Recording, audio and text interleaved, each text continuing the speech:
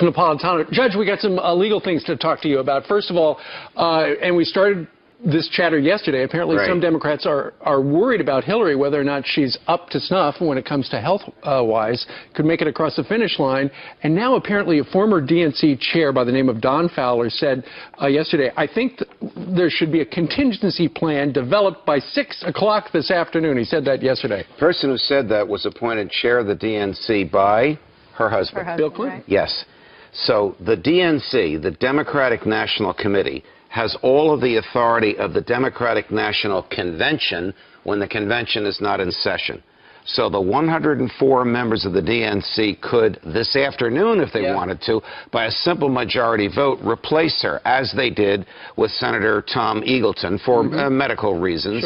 In 1972. There might be a political uproar. There'd be a battle between the Bernie Sanders and the Joe Biden people, but legally they can do it. What about Tim Kaine? So it wouldn't automatically be Tim Kaine? No, it would not automatically be Tim Kaine. And probably if it is Joe Biden or Bernie Sanders, Vice President Biden and Senator Sanders would want to choose their own VP candidate, who might be Senator Kaine or it might be somebody else. It's never going to happen, right? Because the Democrats would lose the election. I can't say it's never going to happen. It depends how sick she is and how much time she's off the campaign trail. Donald Trump will make hay, and rightfully so, while she's at home in Chappaqua. And as they see the poll numbers change, they're going to have to do something. Well, yeah, we'll see if she's able to get out there. If there is more than just pneumonia, you can obviously beat pneumonia in a few days, even at her age. She is right that it is minor, can be treated, and she is being treated. Unless there's something else going on, and because of her credibility gap, we don't know what to believe. Well, that's the point that our colleague Charles Krauthammer made last night. The credibility gap is getting worse. This is another example where the cover-up, the refusal to tell the press and us through the press the truth, is far worse than a simple case of pneumonia. But she spoke to her staff, so don't worry about it. She straightened it out. Of course, it can't be her fault. Staff is dropping like flies. What's happening down there? They all have pneumonia. But she has enough time to recover before the debate. That's what a lot of people are thinking. Maybe this is a way to get out of the debate. If she lays low between now and the debate, you'll see an inversion in the numbers. You'll see Trump's numbers take off. But she can't do nothing. But if she were to faint again, that would pretty much be it. I would think that they would seriously have to do something. Remember, this can be done against her will. Senator Eagleton agreed to leave, but he didn't have to agree. If a simple majority says you're out, she would be out. Meanwhile, there's some drama yet. Keep talking. You handle it. We're not going anywhere. Okay, here we are.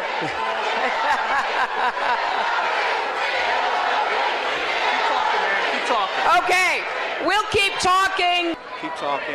You handle it. We're not going anywhere. Keep talking. You handle it. We're not going anywhere. Okay, here we are. Keep talking, man. Keep talking. Okay, we'll keep talking. I mean, they said that this was a conspiracy theory put forward by right-wing conspiracy theorist Roger Stone. Well, conspiracy theory, not. We're operating on the basis of our own observations. Now she collapses in 80-degree weather, first claiming it was heat prostration, then claiming it's pneumonia, at the same time saying that she was romping in Chelsea's apartment with her grandchildren. It just doesn't meet the smell test. Hillary Clinton has something visibly wrong with her. I doubt she has the stamina to go toe-to-toe with Donald Trump for 90 minutes. No bathroom break. Where is she right now? She's only doing phone. She's only doing phone conversations. Right. Well, that's because they don't want you to see her.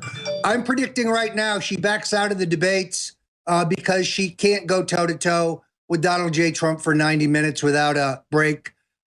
We got to keep an eye open for the earpiece. She clearly was wearing an earpiece. No conspiracy theory, folks. You can see it with your own two eyes. Now, based on her FBI interview regarding her email server, she clearly has no memory.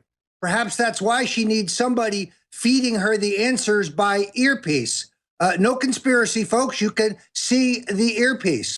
They have the guy running up beside her when someone asks a question saying, it's okay, it's okay. She is in and out of reality. The word is a brain tumor, Roger. Well, look, I don't know whether it's Parkinson's or epilepsy or a brain tumor. I've been approached and contacted by numerous eminent and prominent doctors who just on the basis of their observations have put forward various theories. Well, the brain tumor causes the epilepsy and the Parkinson's. Well, that may be. Here's what I know. High-level Democrats have begun talking about replacing her on the ticket were she to be incapacitated or were her to drop or be unable to move forward. The Democratic National Committee chooses in one meeting her replacement. And I'm told those meetings are ongoing. That's now admitted. So who do you think they may pick? I mean, I was hearing from you this morning about a certain woman. Yes, I think that that they would go to. Well, I don't think. My source, who's a very high-level and prominent Democrat, tells me that they would go to Michelle Obama. They can't resist the feminist wing of their party. These women are salivating over the first woman president, even if it's Hillary. And therefore, they would brook no dissension from the feminists by choosing Michelle Obama. The disdain for the Clintons by Barack and Michelle Obama is well known. Joe Biden has a little bit of a grabby problem with women and with children. They know that old Uncle Joe would not stand up in a campaign. Tim Kaine would be giving away the franchise. No, I'm almost certain that Hillary Clinton will be replaced by Michelle Obama if she throws in the towel. And she was even better last night before she went to sleep. She had a good night's sleep. She just got dehydrated yesterday. Is that what happened? She got dehydrated? Yeah. Because when you look at that collapse, that video that was taken, you wonder if it's not more serious. No, than dehydration. She's been, well, if it is, it's a mystery to me and all of her doctors. Rarely, but on more than one occasion over the last many, many years, the same sort of things happened to her when she just got severely dehydrated. And she's worked like a demon, as you know, as Secretary of State and as a senator, and in the years since. But more importantly, she's on a grueling campaign. Yeah. And you know what that's like, and she's older than you were when you ran. And she had 2.5 hard days before the day when she got dizzy. Today she made a decision, which I think was correct, to cancel her campaign day. Right. To take one more day to rest. Is it possible that she will be away for weeks from the campaign trail? No. Not a shot. I'll be lucky to hold her back another day. You okay?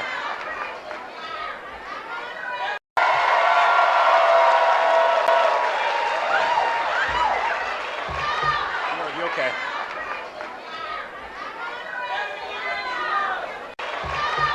You okay?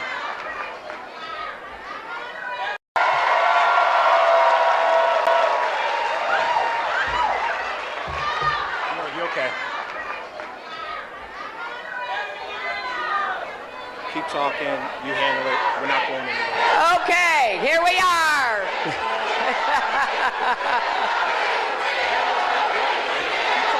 Keep talking. Okay, we'll keep talking. Keep talking. You handle it. We're not going anywhere. Keep talking. You handle it. We're not going anywhere. Okay, here we are.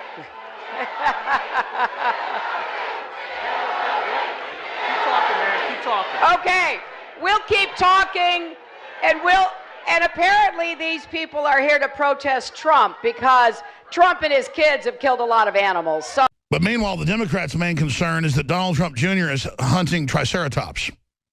Yeah, hunting animals that literally don't exist in our time. This is the hysteria of the left. Anything to change the subject from the question of Hillary's health. I'm proud to be a deplorable if that means I'm thrown into a grab bag with you and many other patriots. But I don't like the fact that Hillary is denigrating average people. Homemakers, farmers. It shows her disconnect that Obama got caught with bitter clingers in a secret meeting. She's out in speeches saying half are bad. Her minions say we're all bad. Let's talk about that disconnect, because I think this is the magic moment. Go ahead.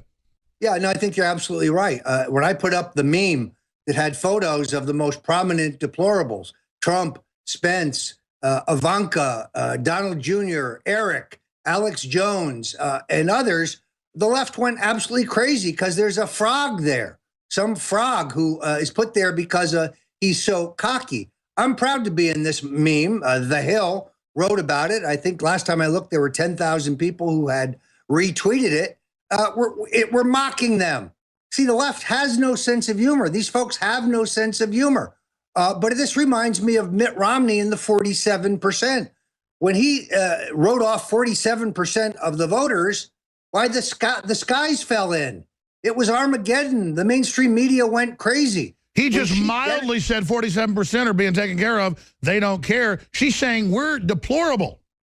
Well, and she denigrates average people. She's denigrating Trump's voters who are supporting him in good faith. So it's elitism is what it is, Alex. And to me, it's repugnant, which is why I chose to mock her with that particular image.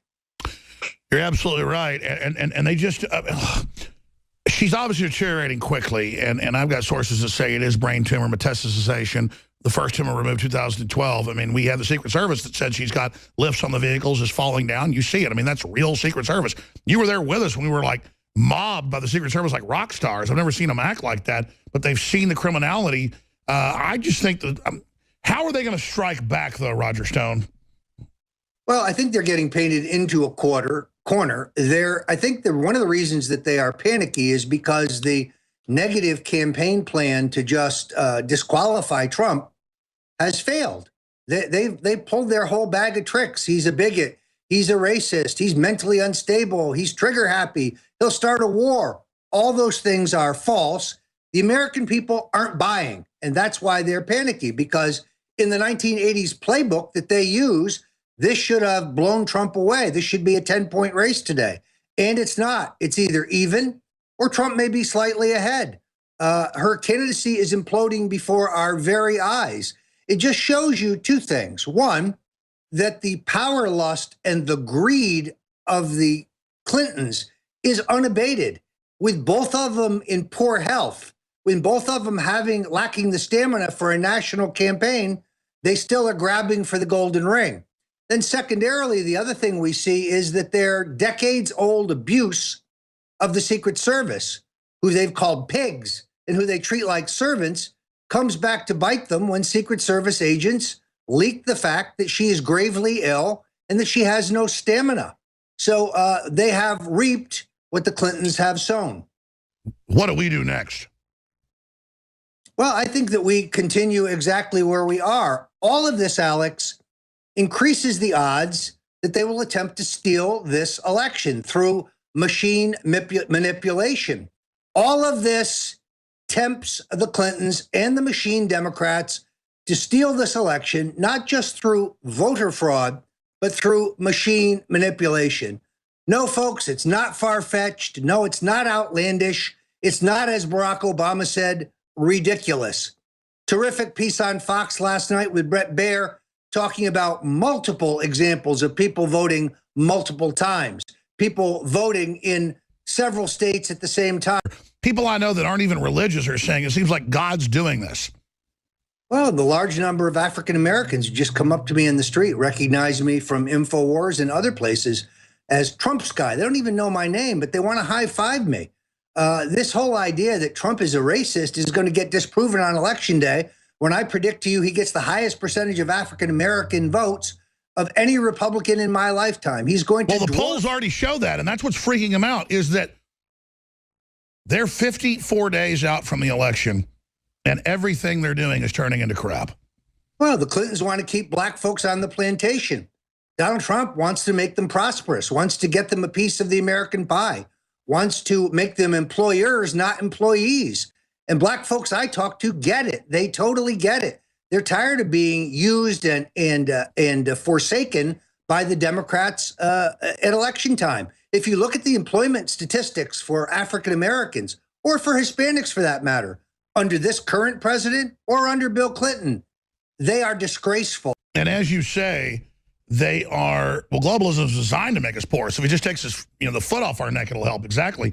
But you mentioned Tim Kaine, the VP candidate, who they're trying to float back there in the background, but you think it'll be Michelle Obama. I know you got some big news breaking the next few days at StoneColdTruth.com and Infowars.com. Can we get into that a little bit, or should we save it? Well, I think that that there's going to be a public examination of how and why Gaddafi was removed in Libya that is going to truly shock people. Now, I don't want to telegraph our punches, so I don't want to get any further out there. But let's just say it's WikiLeaks level. Without any question, it will rock this entire race. It is just around the bend. There has been enormous research done regarding the removal of Gaddafi that will speak to both Hillary's motive, means, and the way it was done that I think is going to shock people. Let's sum it up this way. Black Lives Matter unless you live in Libya, in which case Hillary borrows $1 billion to bomb you into submission. And Gaddafi was ready to walk. And she just wanted to blow the hell out of the country. Well, too many of her major benefactors at the Clinton Foundation had a major stake in the removal of Gaddafi. Now, we don't know where his wealth went.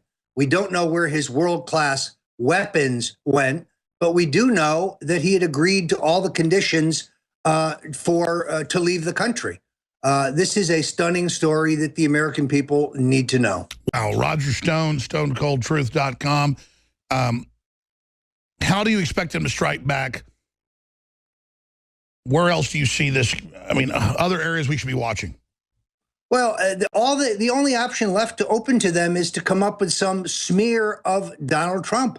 But they're getting to the bottom of their bag of tricks. They played all their classic bag of tricks. I'm sure you remember the totally phony lawsuit filed against Trump, claiming by an unnamed woman, claiming that he had raped her. Completely and totally bogus, false, meant to distract from Bill Clinton's relationship with the child molester and the convicted pedophile, Jeffrey Epstein. And by the way, Hillary's top aides, Huma Abedin and Cheryl Mills, and the White House social secretary, all of their direct private phone numbers found in Jeffrey Epstein's personal phone book when he was arrested. That's right, Clinton flying around on it. So we have a tripling, quadrupling down on lies, a desperate corporate whore media that could do anything. They may say Donald Trump is eating little children. I mean, just get ready for anything. But they're so discredited, it's not going to work. Well, and the toothpaste cannot be put back in the tube. We're not in the 1980s, where the Clintons could mow and browbeat the three major networks into covering a story and pretending it's not news. That's just not going to work anymore. There's too much exchange of information. Is it fair to say they're in a total panic right now? Yes, I think they're in meltdown mode because Trump was supposed to be easy to dispatch. Look, if you go back and I remember, he wasn't going to win the nomination. He wasn't. It was all delusion. Well, if you go back and read Hamilton Jordan's memoirs, he tells you that Jimmy Carter fervently wanted to run against Ronald Reagan. He felt that George Bush or John Connally or Howard Baker would have been much tougher. So Reagan was his preferred opponent. Massive miscalculation. Now I believe the Clintons have made the exact same miscalculation. In Donald Trump, they have a man of enormous courage who has no fear about going anywhere in the Clinton. And that's why he's winning so many people, marching into those churches, getting out on those hot tarmacs, circumventing the Black Lives Matter thugs, charging in, giving 2-hour speeches on 115-degree tarmacs. I mean, it's pure Americana. Well, headed to Baltimore today to once again underline the fact that the policies of Obama and Clinton have failed African Americans, have failed our inner cities. Alex, let me say this. Trump is going to win. Mark my words. 55 days until America heads to the polls, and the issue dogging the Clinton campaign, that is to say, is Hillary's health. She'll be back on the campaign trail, we are told, tomorrow after collapsing, famously right there, outside the 9/11 memorial on Sunday. It's a scenario that our next guest saw coming. He's been sounding the alarm on Hillary's health for a number of years. Ed Klein has written extensively about it, and as well has several books about the Clintons, including a new one called Guilty is Sin, comes out October 4th. It's about Hillary Clinton, and it includes a chapter on her health. A whole chapter on her health, because I've been following this for the last 2.5 years. I've written many blogs about it. I've written several books about it. Bill Clinton has known about Hillary's health for not months, but for years. It's been urging her to get a complete medical checkup at a hospital, and she's refused to do so because she's afraid if it leaks out. Right. So this collapse that we saw the other day really had virtually nothing to do with her having pneumonia. This is much deeper than pneumonia. Does she do a lot of these fainting spells? Or we know of a couple of times when she's passed out. You know, I had an interview, and I'm sorry to pull out a piece of paper, but I got to do this, with a friend who said she's not steady on her feet. She frequently gets dizzy at home, even when she climbs stairs. This is a friend who speaks to her. Mm-hmm. She has her legs elevated when she's at home because of her circulation problems. Huma Abedin brings her cold, water-soaked towels to put on her neck and her forehead. And Bill has been beside himself, begging her to get a real checkup. And he told her, don't go to the 9/11 memorial, right? Yes, he begged her not to go. He said, I'll go in your place. And she refused to do it. And then when she came home, he was absolutely furious at her for having gone and then collapsed and did exactly what he was afraid was going to happen, which would collapse in public, because she's been doing it in private. Because the Clinton machine could tamp down any rumors. Yeah, it didn't really happen, but when there's video, it's hard to argue with video. Yes, it's hard to argue with video, and up to now, the media has been in the tank for the Clintons, but they can't argue with this video. What do your sources tell you about an underlying issue, health issue? You know, even her friends don't know exactly what's wrong with her, but what they do know is that she faints frequently, not just once in a while. It could be circulation, it could be neurological. They don't know, but they do know that there's something very seriously wrong with this woman. And you've been talking about this for a couple of years. 2.5 years. But then again, you've been labeled a sexist or a hater because you've been bringing up the stuff that you've heard about and now we all know about. That's right. And, you know, in addition to this, I also wrote a book called Blood Feud about the feud between the Clintons and the Obamas, which is now coming out in public. And so it's such delicious irony to see Barack Obama yesterday down in Philly talking about how she's the most qualified candidate in the history of the presidency. Sorry, Thomas Jefferson, Abraham Lincoln. Right. And yet they hate each other's guts because he beat her in 2008. And he really wanted Joe Biden or even Elizabeth Warren rather than Hillary Clinton. But now he's stuck with Hillary, and he's got to go with her. Let's say, God forbid, there's another medical episode caught on camera between now and election. That could be devastating. Well, surely. And the Democrats would then scramble, find a number 2 person. At this stage, it's not Tim Kaine, is it? Bill has gone to his old legal advisor and said, you know, there's talk about dumping my wife. Can you put together a legal team that, if that happens, they can block the effort to dump Hillary? So there's already, on Bill's side, an effort to try to stop that. You can't dump her because I'll sue you. That's right. Oh, man, oh, man. All right, his new book comes out on October 4th, Guilty as Sin. Ed Klein, thank you very much. Great to be with you. Stone now says Trump is going to win. All right, thank you so much. We'll be back. When David Duke is doing robocalls saying vote for Donald Trump, and others who are kind of at the very fringe of the conspiracy movement, like Alex Jones, are being kind of incorporated into the campaign in ways, or even the recent choices of campaign management. This is something that is really important, and I think we do need to call it out. Into what I call the basket of deplorables. Right? Racist, sexist, homophobic, xenophobic, Islamophobic, you name it. Do you think it's tough to defend the remark deplorables, to stereotype a group of people or not? I think that her only mistake is that she said half of his supporters were deplorable. Does anybody around this table, have they not seen Trump's rallies? Have they not seen Trump's own remarks? What she said was not wrong. Her only mistake was that she described half of his supporters that way. They sit there and they lie to you to your face, thinking you don't know how to go find the full clip. Or thinking you're so used to being lied to that they won't be held accountable. You have been held accountable. You have no viewers. You're a pack of harpies up there regurgitating lies into each other's nest. Let's play the clip. Here it is. What we will see here now is her getting into the car. She was a little bit unstable there. She was a little bit wobbly. That's, I think, an appropriate word to use. You could see right there. For weeks, I've been railing against the monopolies that have emerged in America under Obama, the dictator.